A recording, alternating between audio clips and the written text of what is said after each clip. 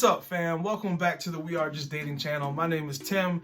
This is my beautiful wife, Pauline, and you are tuning in to another episode of the W Podcast, where you get wisdom in the word with the Wheelers. Hey, so if you are tuning in this week, we have a great question. We're continuing on our theme of answering questions that you send to us anonymously. If you didn't know that you can send us a question, you can. We have a Google form in our bio on Instagram, on YouTube, anywhere you go. Make sure you click that link and send us a question. We would love to be able to answer it for you. But this week, we are answering the question, how do you know if you found the right person? Right question. Yeah, because here's the thing. You can't have a good marriage if you pick the wrong person. Well, it's just really hard. Imagine, wearing shoes that are too small or too big. It's just, you can walk. It's just really hard. Yeah. So, if you haven't already, make sure you subscribe to the channel. Make sure you hit the like button, comment on the video if it impacted you, because all of that helps YouTube drive the numbers up so more and more people can see it and be helped. Or if you're listening on Apple Podcasts, go ahead and give us a review if you enjoy this content, or Spotify, or wherever else people listen to podcasts. Yeah, so I'm going to jump right in. This person had a very simple question, which is, how do I know when I found the right person? And I don't think there's a formula. I don't think there's a one-size-fits-all for how do I know when I found the right person, because everybody's different, everyone's unique. Yeah. Now, I do have a few things that I'm going to share that you definitely want to make sure you and this person are in sync with, because if y'all are not aligned in these few questions I'm going to ask you, then you definitely want to take some cause to pause and be like, look, I don't know if I should continue this relationship. You ready? Yeah, I'm ready. All right, so these are things you definitely want to know before you marry them. The first thing is this. For yourself, do you have a peace about marrying this person or even dating this person? Do you have a peace from God about it? And what do I mean by that? And this may not come the first date. So I don't want to be one of those Christians where I'm over-spiritualizing it. So I'm not necessarily talking about the first date. But if you've been dating them for 2 months and you still don't feel a peace from God about being with this person, to me, that's wild. Am I tripping for that? Yeah, I mean, no, you're not tripping. Sorry. I mean, I think I would even take it a little bit further for, especially for the ladies, and not just necessarily having a peace about marrying the person, because when I hear that, I think about the wedding day. And I think that it's really easy to say, oh yeah, I picture myself, like walking down the aisle, like towards this man. And a lot of us girls, we think about our wedding day, like way before we're even like out of college or before we even meet the person we're going to marry. So it's not really about, do I have a peace about marrying this person, but it's more about, do I have a peace about being with this person until I'm 89 years old, or when this person is sick, or when I'm sick, or when we're broke, or when, kind of all the things that you commit to when you make those vows. But do I have a peace about being with this person day in and day out for the rest of my life? Like, am I kind of, come hell or high water, I'd rather be, broke under a bridge with Tim than rich in a palace with some jerk. Yeah, absolutely. You'd make me laugh. So that's have a piece about the marriage, not about the wedding day. And let me just say this. You need to say yes to all of these questions I'm about to say. You can't have one and not have the rest. Yeah. Because here's the thing. Our peace be wrong sometimes. Sometimes you think you got a peace about something and it ain't really God. That's why you need accountability. You need friends. You need other people to be able to speak into that. So let's just be clear on that. All right. Second thing. Do they accept and respect your calling? So whatever God has called you to do here on earth, does this person accept that? And do they actually want to help you accomplish that? Because here's what you don't want. You don't want to be a missionary that wants to go to Zimbabwe and live there for the rest of your life and try to marry somebody who wants to be a Fortune 500 CEO in New York. Like, that's not going to work. Y'all never going to be together. Yeah. So you want to make sure that you're with somebody that says, hey, I like what you're doing with your life and I can see myself partnering with you to do that. Yeah. That makes sense? Yeah, that's so huge. Because a lot of times if we follow our feelings too much, and this is where, the media and culture messes with us when it comes to, choosing a spouse. It's a lot of times like, do you love that person? And if you've been dating for a good amount of time, then chances are you have pretty strong feelings for them, or else you wouldn't even be, with them anymore. You're attracted to them, you enjoy being around them, all of those things, like the emotions are kind of already established. But emotions, as we know, don't sustain a marriage. Yeah. So, just because you have emotions towards that person right now doesn't mean they're going to be there 10, 15, 20, 35 years down the road. So it's really important that you don't make a decision off of like, oh, well, I really want to be with that person. Like, that's good, and that does need to be there, especially when you're dating, but that's like step one. It's not necessarily like, that may be why you start dating somebody or why you become like their boyfriend or girlfriend, but that shouldn't be why you walk down the aisle. There needs to be a bigger purpose, a bigger, bigger picture to the story. Yeah. The next thing is, do they love God and pursue him with the same passion and pursuit as you do?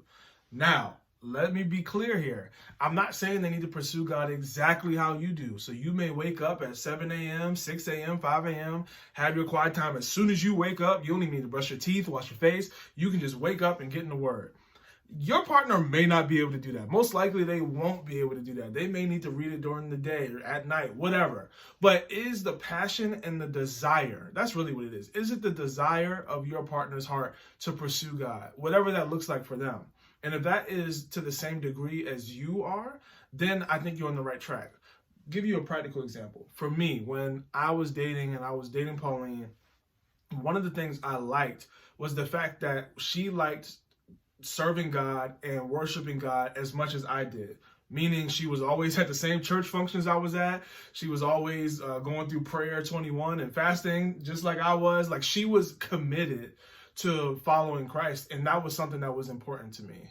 Yeah, because what you don't want is to marry somebody and then you feel like you're dragging them to certain, not even just spiritual things or like, things of God, but just like, like, this is a good example for my single parents out there. Like, if you obviously love your kid, and whoever you marry, they also need to love your kids as well, even though those aren't their biological kids. So like, when you all are married and you're going to your kids' plays and their basketball games, they need to be excited about it too and say, hey, when's Johnny's game? I want to move my schedule, make sure it happens. Like, you shouldn't be begging them to come to your child's game. They should want to do it on their own. And the same thing for for pursuing the things of God. It should be that, like, even things as kind of down to like health and wellness. Like, if you're vegan, like, sure, you can marry whoever you want, and this is definitely like kind of take it with a grain of salt, but like, just be mindful of those things. If you're vegan, you're gonna marry a carnivore or somebody who eats keto. It could be tougher. It's gonna be really like uncomfortable, and those things obviously change over time. Obviously, people get married 20 years in and they're like, oh, I'm vegetarian now, and you can be at work, but those are just things to be aware of. And some people rank those as a higher priority than others. Like, for Christians, that should be our number one priority, versus the whole diet thing is like, what should be our number one priority? Marrying somebody who's pursuing God the way that you are. Gotcha. And you don't want that to be on the bottom of your priority list. Like, oh, he works out as much as I do, but he only reads the Bible, once a month or like once a week, Yeah, keep the main thing the main thing. All right. Next point. Is there a natural flow when you talk? Do you have to sit on the phone and try to pull teeth out of this person? Pull teeth. or does it feel like you're pulling teeth? Right. Thank you. But still, whatever. Y'all get the point. That's gross. Or could you talk to this person for hours?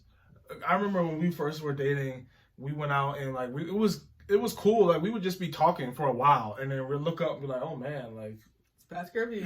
Almost past curfew. Yeah. So is this someone that you can just talk to about anything for hours? Because here's the thing, y'all. When you get married, there's a lot of time. You're not just gonna be having sex all day. I know that's what some people think. Some people think, oh, I just want to, but maybe that's you're on your honeymoon. Amen. But you're going to have a lot of time to talk about things you like, talk about bills, talk about kids, whatever. Can you talk to this person? Yeah. That is important. Let's move. Oh, go ahead. Well, yeah, and that's even goes to like arguing, how you all argue and like deal with conflicts, because some people don't know how to argue. Like, it becomes extremely disrespectful. You're talking about people's mothers and, all these, like, you need to be able to argue, and that falls into the communication thing, because like you said, you are going to have to talk. So it's not even just a matter of like, oh, like, he's so funny and we have a good time on date night, but when it comes to budgeting, like, that gets really weird. Y'all have to talk about budgets. You have to talk about family. You have to talk about your dreams, your hopes, your fears. You have to be able to talk about real stuff, or else your marriage is going to feel kind of isolated. Yeah. Next point. So let me just put a disclaimer, because some of y'all don't care about family or friends. So let me just say, if you care about your family or friends, Do your family and friends like this person, and does this person like your family or friends? This is really important for people who really care about their family and are really close with their family. You don't want to marry someone that is not getting along with your family, because that is going to cause a rift. Either a rift with your family or a rift in your marriage, and that's just not worth it. Right. So make sure you're bringing that person around your family. Make sure they're getting to know them. Make sure you're talking this person up about all the good things they've done for you. Right. And you just want to make sure that that relationship is strong. Yeah. And then the last thing I'll say is, do you all agree on how to handle money? This is important. One of the highest causes for divorce in America is money. So you want to make sure you and your partner have similar views or the same views on money. Meaning, if I want to live a debt-free life for the rest of my life, but Pauline wants to go out here and run up debt and she just doesn't care, that's not going to work. Yeah. That's going to be a big problem. So you want to make sure that whoever you're dating, talk about money. Don't be afraid to talk about money. Yeah. Now, I'm not saying first date, second date, third date, talk about this, but I'm saying for those seasoned dating folks out there, or you're dating 3, 4, 5, 6 months, 7 months in, you need to be having these conversations, because it's crucial for the rest of your life. And I think that's a really good point. And for those who are like, how do you talk about money? Because we know some couples who, like, up until their engagement, they didn't even know how much each other made. And that's a little bit of a different conversation. But I think what I heard when you were talking was more of like, get to know the person's mindset. Right. You're not asking them like, how much student loan debt do you have? You know, how much did you pay for your car? Like, different things like that. But if, you know, he picks you up in his car and he's driving a Tesla, you may say, wow, this is a really beautiful car. You know, can I ask, you know, how long did you save for it? Or like, how did you get it? They might say, this is my dad's car. And then you're like, oh, okay, whatever. But if you don't know, you don't ask. And he may say like, yeah, I've saved for this. Like, after I got out of college, this was a goal of mine, or whatever the case is, or it's a company car or whatever. Just kind of learn what people's mindset is about things. You don't need to know cold hard numbers, you know, up until engagement, or maybe they're comfortable sharing that with you, and like that's great as well.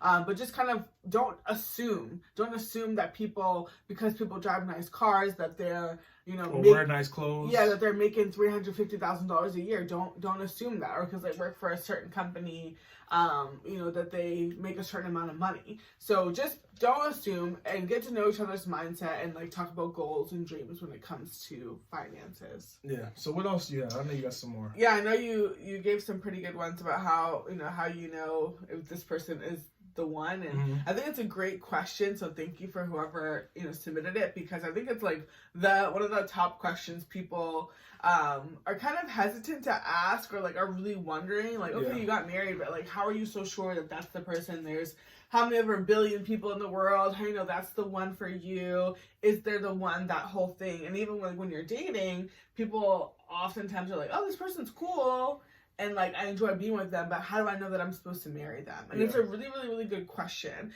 because marriage is, who you choose to marry is the second most important decision you will ever make. The first one is your decision to follow or not follow Jesus Christ. That will impact, of course, your eternity, and then also your time here on earth. But after that is who you choose to marry.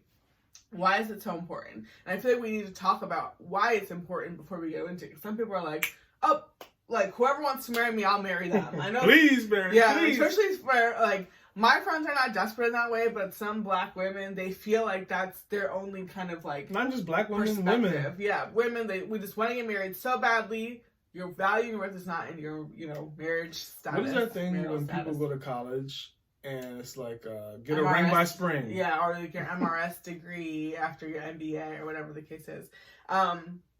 So yeah, it's really, really important that you take this decision seriously, and like, you shouldn't just marry somebody who asks you, and you shouldn't just ask somebody to marry you because you've been together for X amount of time and you're X age, and XYZ expectations are put on you by culture, by your family, by whoever. But then also, on the flip side, you shouldn't be pushing off marriage because you don't feel like you make enough money, or because you are not of a certain age, or maybe you've done XYZ in the past. You are not.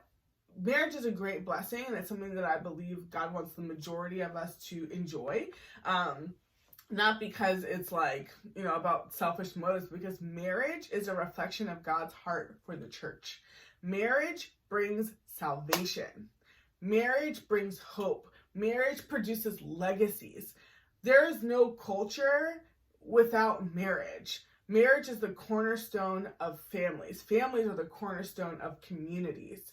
Communities, of course, are the cornerstone of the nations, of the world. We can go on and on and on. It's a kind of domino effect. So marriage is really, really important. And I don't know why I'm getting on this kind of like soapbox, but like, I mean, I'm a firm believer that marriage is under attack, and we won't, get into all of that, not just the divorce rates and all these other things, but like a lot of us don't take it seriously enough. It's just like something you do, like going to college, and it's a milestone and whatever, and then we look up and then we wonder why people are getting divorced, because we don't know what we're doing and we haven't taken the time to learn ourselves, learn marriage, learn our spouses, all of those things. But I know that's not the case for those of you all watching, because you want to do better. And this is why we're so passionate about dating, because it's the on-ramp to marriage. Yep. And if you don't date well, your chances, you're going to kind of go into marriage wounded. And some people, you go into dating wounded because we're all broken people and we have broken pasts, but you can,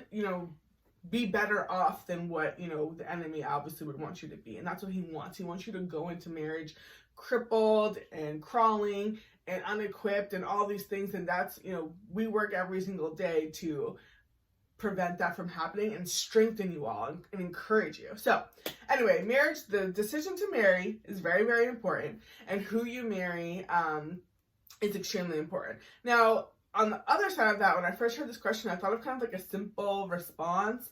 I thought of like, well, how do you know anything is right for you? Mm-hmm. Because, as we talk about all the time, a lot of times, Christian dating is very over-spiritualized. Well, what verse did the Lord give you about this person? And don't get me wrong, I'm a huge proponent of that. The Lord definitely gave me a verse before I started, dating Tim. So, but I think, it's not just one or the other, it's both and. It's not just have a verse and seek, a spiritual accountability and all those things, but it's also like, do you enjoy being with this person?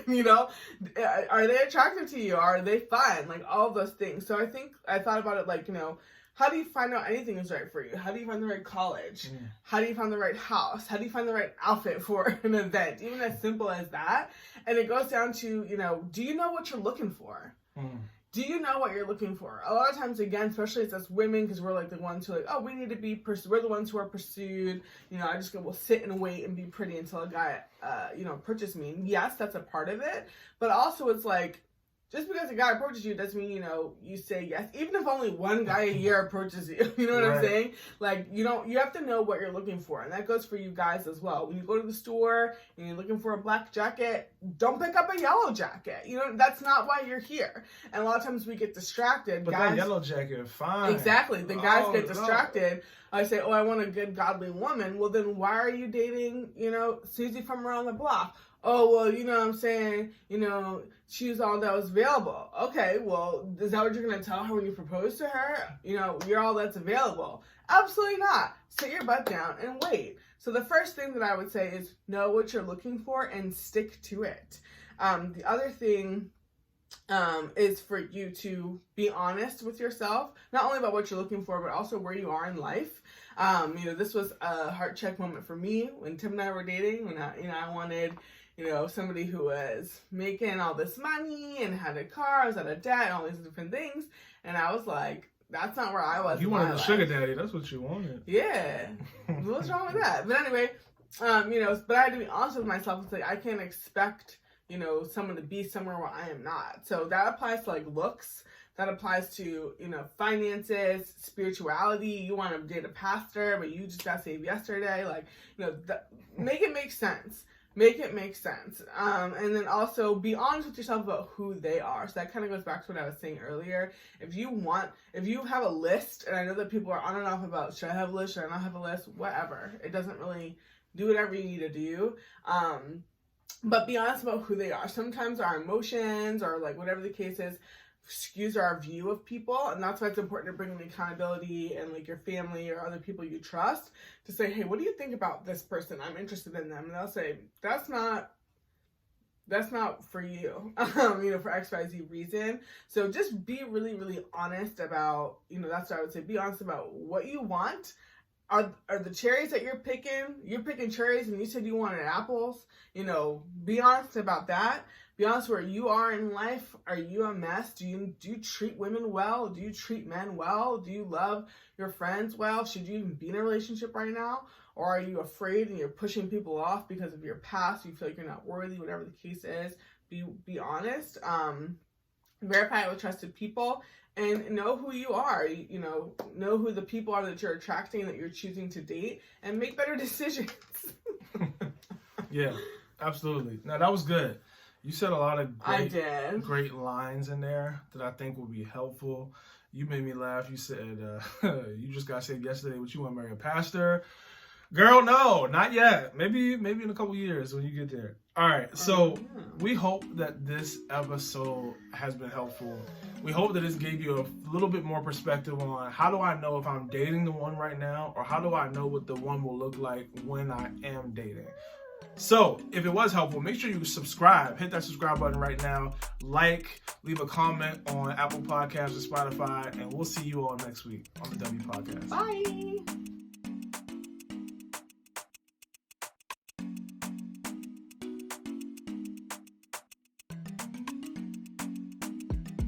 Hey, it's Tim and Pauline from We Are Just Dating, and we have a question. Are you currently in a Christian dating relationship, or have you ever dated as a Christian in the past? If you answer yes to either of those questions, we actually have a quick 4-question survey, anonymous, that we want you to take. And here's the whole goal. We're creating new content in the next few months to help people with Christian dating. Oftentimes, we feel like people who are dating as Christians feel like it's either over-spiritualized or you feel like there's a lack of practical tools to help you have a great relationship. And we are coming to change that. We want to provide solutions for you.